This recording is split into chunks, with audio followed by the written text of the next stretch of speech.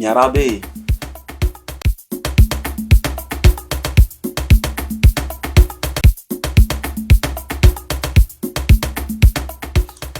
Toliara dia isan'ny faritra manana ny potentiel manokana na amin'ny lafiny ekonomika na amin'ny lafiny ara-panahy.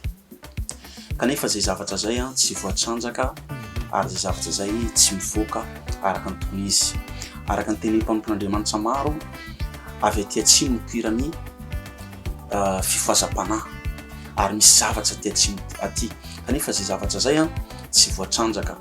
Eo indrindra natonga ilay lohateny hoe toliara ho an'i Kristy, Kristy ho an'ny toliara. Tsy ho tanteraka anefa zay fa ny zavatra rehetra dia miaingana amin'ny ara-panahy.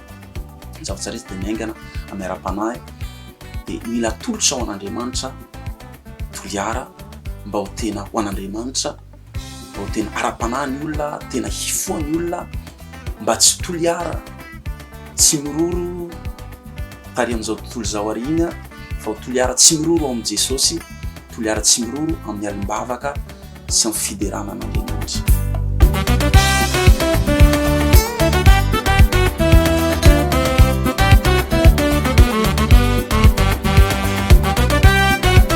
Ny hafatra dia mivantana amin'ny mpony toliara aloha, mivantana amin'ny vahoakan'ny atsimo andrefana.